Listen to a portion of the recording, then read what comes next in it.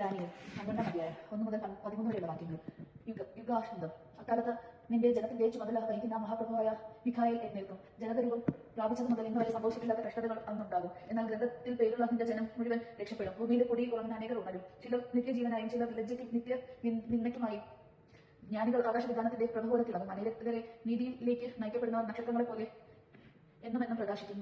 ദാനിയേലെ അവസാന ദിവസം വരെ വചന രഹസ്യമായി സൂക്ഷിച്ച ഗ്രന്ഥത്തിന് മുദ്ര വയ്ക്കുക. അനേകർ അങ്ങും ഇന്നും ഓടി നടക്കുകയും അറിവ് വർദ്ധിക്കുകയും ചെയ്യും. ദാനിയേലായ ഞാൻ നോക്കി, ഇതാ മറ്റു രണ്ടുപേർ. ഒരുവൻ അരുവിയുടെ ഇക്കരെയും അവരൻ അക്കരെയും നിൽക്കുന്നു. അരുവിയുടെ മുകൾ ഭാഗത്ത് നിന്ന് ചണ വസ്ത്രധാരിയോട് അവരിൽ ഒരുവൻ ചോദിച്ചു, ഈ അത്ഭുതങ്ങൾ അവസാനിക്കാൻ എത്ര കാലം വേണം? അരുവിയുടെ മുകൾ ഭാഗത്ത് നിന്നിരുന്ന ചണ വസ്ത്രധാരി വലതു കൈയും ഇടതു കൈയും ആകാശത്തിന് നേരെ ഉയർത്തി, എന്നേക്കും ജീവിക്കുന്നതിന്റെ നാമത്തിൽ ആണയിടുന്നത് ഞാൻ കേട്ടു.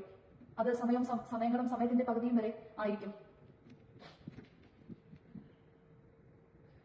വിശുദ്ധ ജനത്തിന്റെ ശക്തി തകർക്കാൻ കഴിയുമ്പോൾ ഇവ നിവർത്തിയാകും. ഞാൻ കേട്ടെങ്കിലും എനിക്ക് മനസ്സിലായില്ല. അതുകൊണ്ട് ഞാൻ ചോദിച്ചു, പ്രഭു, ഇതിന്റെ എല്ലാം പൊരുൾ എന്താണ്? അവൻ പറഞ്ഞു, ദാനിയേലേ, നീ നിന്റെ വഴിക്ക് പോവുക. ഈ വചനം അവസാന ദിനം വരേക്കും അടച്ച മുദ്ര വച്ചതാണ്. അനേകർ തങ്ങളെ തന്നെ ശുദ്ധീകരിക്കുകയും നിർമ്മലരാക്കി വെറ്റവരാക്കുകയും ചെയ്യും. എന്നാൽ ദുഷ്ടത പ്രവർത്തിക്കും. അവർ ഗ്രഹിക്കുകയില്ല. ന്യായികൾ ഗ്രഹിക്കും. നിരന്തര ദഹനബലി നിർത്തലാക്കുന്നതും വിനാശകരമായ മ്ലേച്ഛത പ്രദർശിക്കപ്പെടുന്നതുമായ സമയം മുതൽ 1290 ദിവസം ഉണ്ടാകും.